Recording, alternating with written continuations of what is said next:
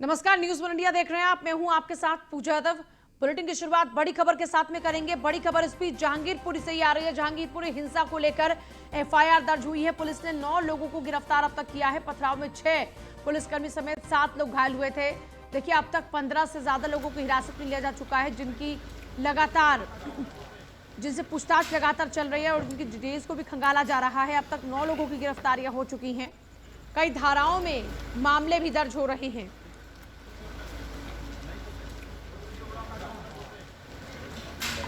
हनुमान जयंती शोभा यात्रा पर पथराव हिंसा मामले में पुलिस लगातार एक्टिव मोड में है और कल रात से ही लगातार पुलिस इस पूरे मामले की छानबीन में जुटी हुई है। और ये वो लोग हैं जिनको हिरासत में लिया गया। ये तस्वीरें आपके सामने हैं, दिल्ली की तस्वीरें हैं। कल शाम से ही पूरी घटना घटने के बाद पुलिस लगातार इस पूरे मामले की जांच पड़ताल में जुट गई। बाकायदा खुद गृह मंत्रालय की इस पूरे प्रकरण पर निगाहें हैं और अमित शाह ने भी इस पूरे मामले का संज्ञान लेते हुए सख्त हिदायतें पुलिस कर्मचारियों को दी थी कि कोई भी दोषी बचना नहीं चाहिए, दोषियों के खिलाफ कड़ी से कड़ी कार्रवाई हो।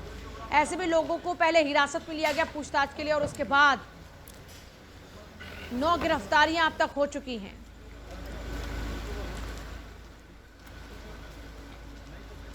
दिल्ली में बवाल के बाद उत्तर प्रदेश में भी एक तरफ अलर्ट है, लेकिन ये तस्वीरें जरा देखिए आप। ये उस दौरान की तस्वीरें हैं जब ये बवाल शुरू हुआ। ये हिंसा की तस्वीरें हैं जब देखिए कैसे पथराव शुरू हो गया। पथराव के साथ साथ देखिए यहाँ पर आगजनी और गाड़ियों में तोड़फोड़ में मचनी शुरू हो गई। ये तस्वीरें आप देखिए, ये तस्वीरें कल शाम की है। लगभग 5 से 6 बजे का ये पूरा वक्त है। यहाँ पर देखिए हाथों में कैसे लाठी है, डंडे हैं, छोटे छोटे बच्चे भी यहाँ पर है। हैरत की बात है, यहाँ पर देखिए आप, बच्चे हैं, जवान हैं, युवा, मतलब आप देखेंगे कैसे यहाँ पर लाठी डंडों के साथ में पहुंचे हैं। पत्थरबाजी यहाँ पर जबरदस्त तरीके से दौड़ा दौड़ा कर यहाँ पर देखिए कैसे एक दूसरे को भगाया जा रहा है। पूरा माहौल कल कैसे अचानक से बदल गया वो आप तस्वीरों में देख सकते हैं। यहाँ पर शोभा यात्रा निकल रही थी। इसी शोभा यात्रा के दौरान में आप देखेंगे कि कैसे देखिए हॉकी स्टिक, अचानक से हॉकी स्टिक्स भी हाथ में आ गई, लाठी है, डंडे हैं और यहाँ पर तोड़फोड़ की जा रही है। यानी हॉकी स्टिक्स के सहारे, लाठी डंडों के सहारे पत्थरबाजी जबरदस्त तरीके से हो रही है। आप इन तस्वीरों को देखिए, दिल्ली की जहांगीरपुरी हिंसा की ये तस्वीरें हैं जहां पर आप देखेंगे कि कैसे लाठी डंडे हाथ में लेकर ये भगाया जा रहा है यहाँ पर, और लोगों को एक के पीछे एक कैसे दौड़ यहाँ पर लग रही है लोगों की, वो आप देख सकते हैं। आप इसका वाइड एंगल भी देख सकते हैं, आप इसका क्लोज एंगल भी देख सकते हैं कि किस तरीके से यहाँ पर एकाएक स्थिति बदलती हुई नजर आई। लगभग ये 5 से 6 बजे के बीच की पूरी घटना है। आप देखेंगे कल हनुमान जयंती थी और एक तरफ रोजे चल रहे हैं। तो आपको बता दें कि एक तरफ जहां उस दौरान में हनुमान जयंती के मौके पर शोभा यात्रा निकल रही थी, वहीं दूसरी तरफ नमाज का वक्त भी था।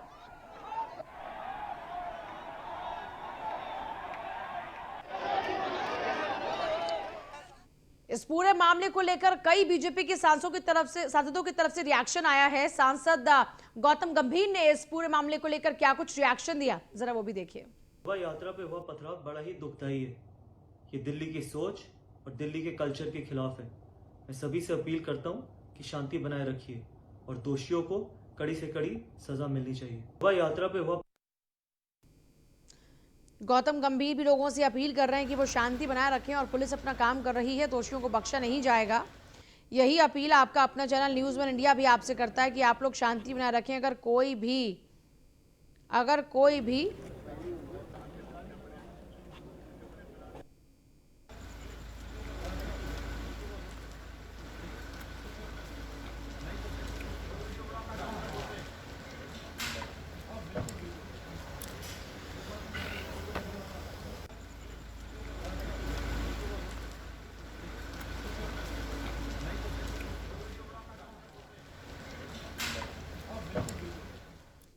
दिल्ली बीजेपी अध्यक्ष की तरफ से क्या कुछ रिएक्शन आया इस पूरे मामले को लेकर, आदेश गुप्ता ने क्या कहा, जरा सुनिए।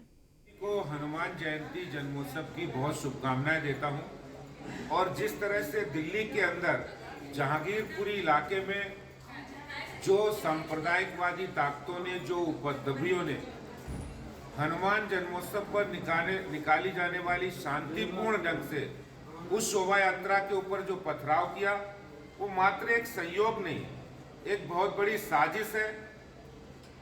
और इस साजिश की भारतीय जनता पार्टी बहुत निंदा करती है।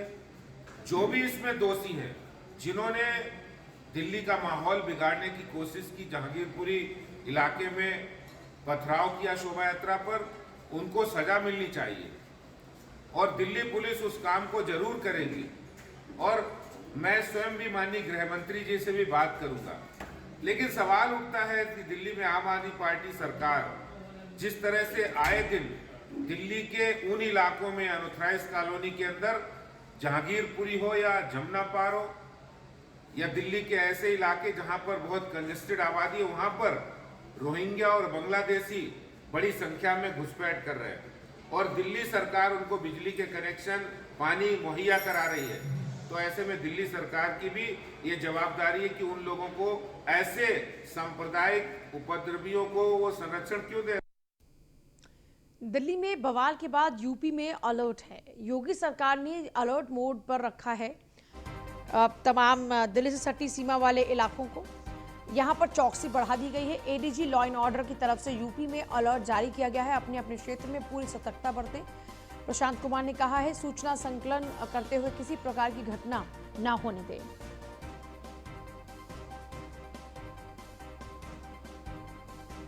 हनुमान जयंती के बारे में पूर्व में ही सतर्कता बरतने के निर्देश दिए गए थे। बीते दिनों रामनवमी और अंबेडकर जयंती, महावीर जयंती तथा गुड फ्राइडे इत्यादि पर्व बहुत ही सकुशल तरीके से, लोगों के सहयोग से, आपसी भाईचारा के साथ मनाया गया था। आज जैसे ही ये दिल्ली में घटना हुई है, शासन के द्वारा तथा पुलिस मुख्यालय के द्वारा सभी हमारे जो फील्ड के अधिकारी हैं उनको ये निर्देश दिए गए हैं कि लोग तत्काल अपने क्षेत्र में भ्रमणशील हो जाएं तथा आसूचना संकलन के कार्य में भी तेजी लाएं। दिल्ली के जहांगीरपुरी हिंसा के बाद मेरठ में भी अलर्ट जारी है। रात भर पुलिस के अधिकारी गश्त और चेकिंग करते रहे। मेरठ और आसपास के जिलों में प्रमुख हनुमान मंदिरों पर भारी पुलिस फोर्स तैनात है। आईजी रेंज प्रवीण कुमार की माने तो सोशल मीडिया पर पुलिस पैनी नजर बनाए हुए है। वहीं अराजक तत्वों पर भी एलआईयू तंत्र सक्रिय है। इसके अलावा पुलिस संवेदनशील इलाकों में पेट्रोलिंग कर रही है। जितने भी भीड़ भाड़ वाले इलाके हैं वहां पुलिस अलर्ट मोड पर है।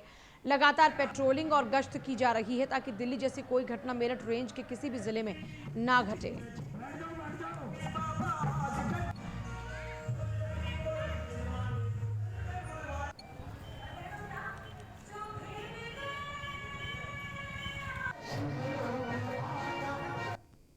देखिए, उच्च अधिकारियों का निर्देश आया है। इसमें हम लोग पूरी तरह से फील्ड में हैं, संवेदनशील इलाकों में गश्त कर रहे हैं और जहां जहां हनुमान जयंती है वहां पर भी पूरी सुरक्षा व्यवस्था का एहतियात रख रहे हैं। कहीं किसी तरह से अपने क्षेत्र में कोई दिक्कत नहीं है। सभी लोग अच्छे से शांति व्यवस्था में सहयोग कर रहे हैं और इसमें और भी लोगों को लगाया गया है। इससे कहीं कोई बात आती है तो हम लोग तत्काल उस पर एक्शन लेंगे समय रहते, जिससे कहीं कोई बात बिगड़ने न पाए।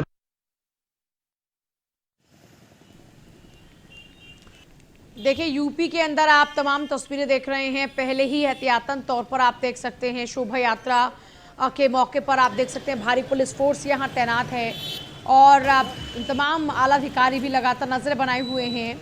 चप्पे चप्पे पर पुलिस की तैनाती आप देख सकते हैं। भारी पुलिस फोर्स की तैनाती की गई है। नोएडा से लेकर गोरखपुर तक इस वक्त अलर्ट मोड पर है पूरा यूपी।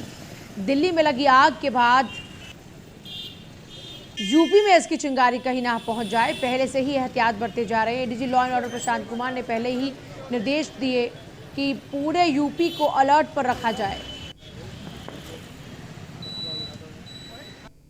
हम लोग पिछले काफी दिनों से लगातार शहर में जो है फुट पेट्रोलिंग करते हैं, जनता के बीच में भी जाते हैं, लोगों से बात करते हैं और ये शासन का जो आदेश है उसके अनुरूप हम लोग लगातार कर रहे हैं। पुलिस आयुक्त महोदय ने आज जो डलही में स्थितियां उत्पन्न हुई हैं, हालांकि हमें पूरा विश्वास है कि कानपुर में ऐसी कोई स्थिति नहीं होगी, फिर भी हमने सबको यहाँ पे पुलिस मुख्यालय का भी आदेश है, पुलिस आयुक्त महोदय का आदेश है, तो हम सारे लोग हाई अलर्ट पे वर्क कर रहे हैं।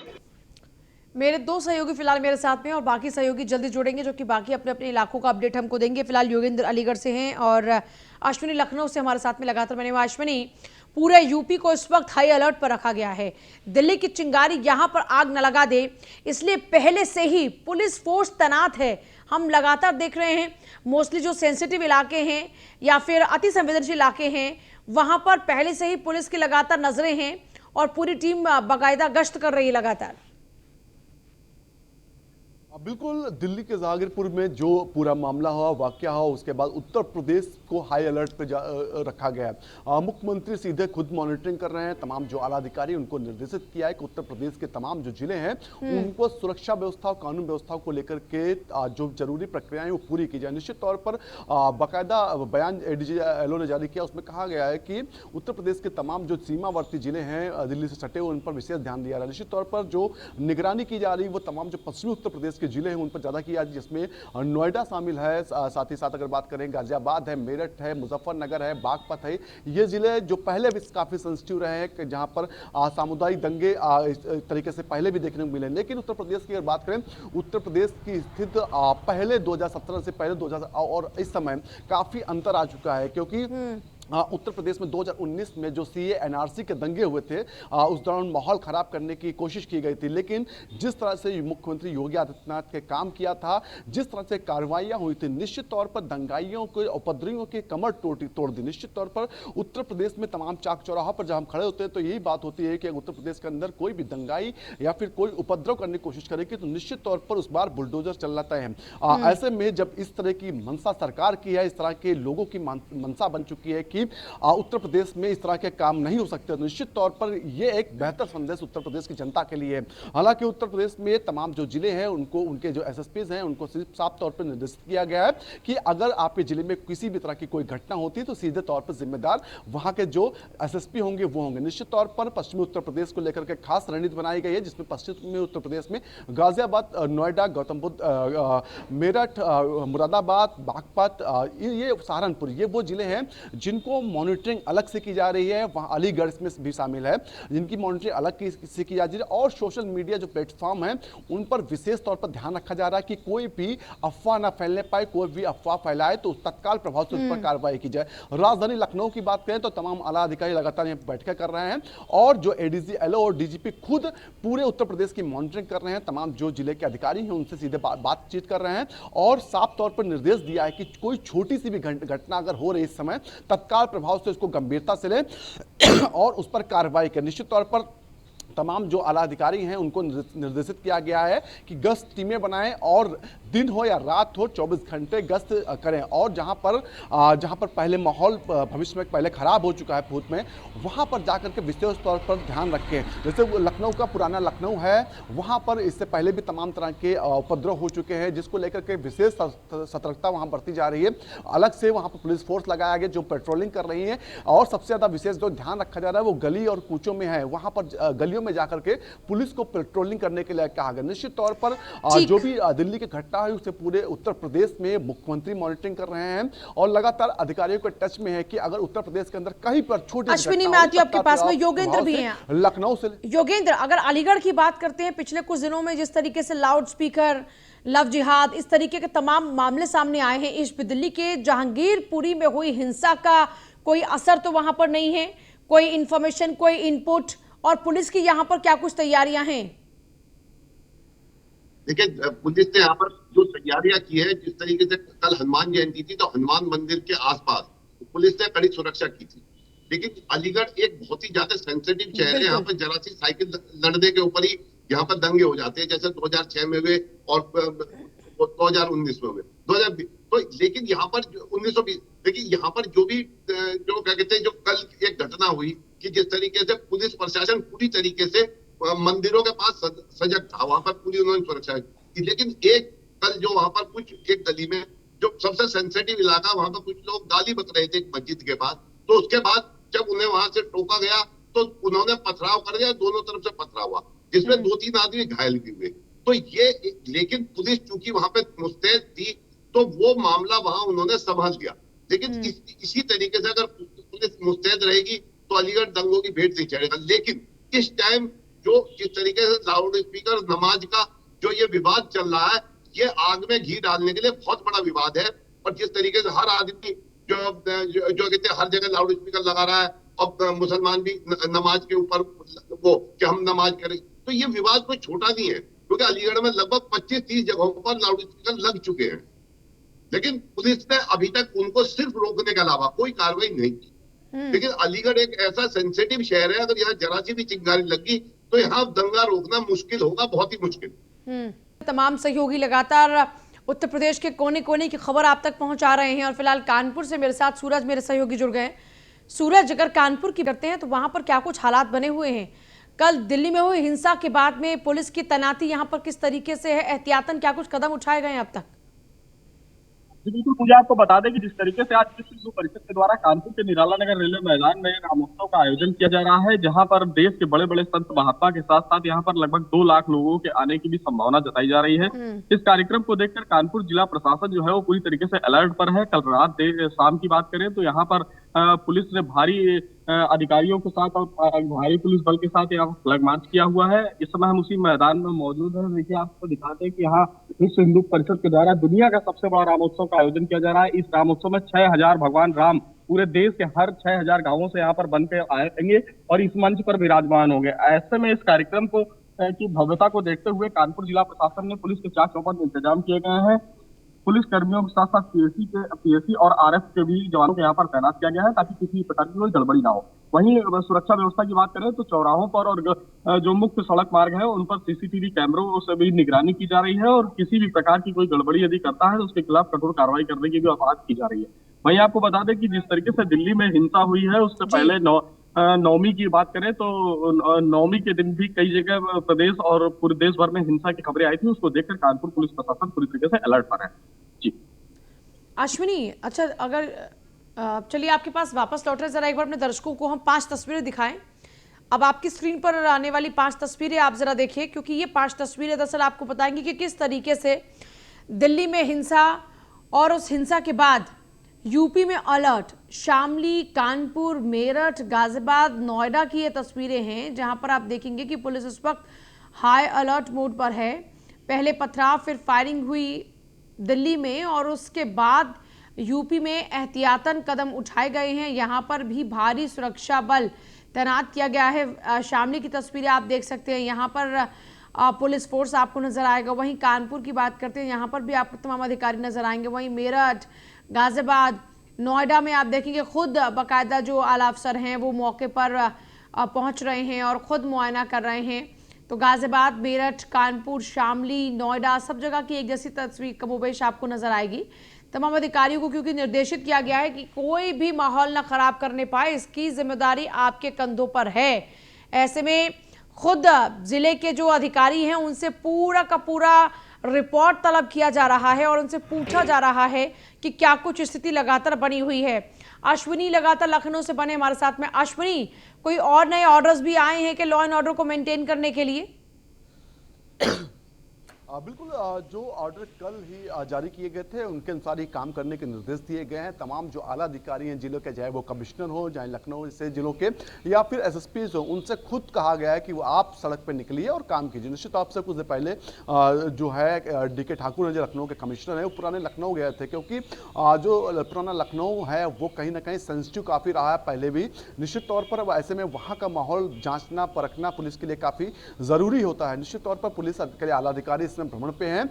तमाम जो डीसीपीज हैं लखनऊ के, उनसे भी कहा गया है कि आप जाकर के खुद कमान संभालिए। इसके अलावा उत्तर प्रदेश के तमाम जिलों के एसपी हैं, एसएसपी हैं, उनसे भी निर्देशित किया गया है कि आप खुद सड़कों पर रहिए, किसी सिपाही या फिर किसी दरोगा के भरोसे आप काम न करिए। निश्चित तौर पर इसको लेकर के पुलिस के अधिकारी हैं वो खुद सड़कों पर निकल रहे हैं। तत्काल प्रभाव से जो एक लोकल इंटेलिजेंस प्राइवेट रूप से जो काम करते हैं, जो खूब कहते हैं उनके लिए पुलिस के लिए काम करते हैं, जो चौराहों गलियों की जानकारी देते हैं, पुलिस को उन लोगों को एक्टिव किया गया है कि आप लोग एक्टिव होइए और अगर कोई आपके गली मोहल्ले में ऐसी घटना होती है या फिर उसके लिए कोई तैयारियां की जाती है तत्काल प्रभाव से पुलिस को सूचित करें। हालांकि उत्तर प्रदेश में जो मिसाल अब तक कायम की गई है उसके बाद तो ये कहा जा सकता है कि उत्तर प्रदेश में दंगाइयों उपद्रवियों के अंदर डर है, क्योंकि सीए एनआरसी में उपद्रव तो बहुत हुआ था, लेकिन उसके बाद जो कार्रवाइयां हुई, जो जुर्माने लगे, जो जेल भेजा गया उपद्रवियों को, निश्चित तौर पे एक मिसाल कायम है और इसी का नतीजा है कि अच्छा अश्विनी,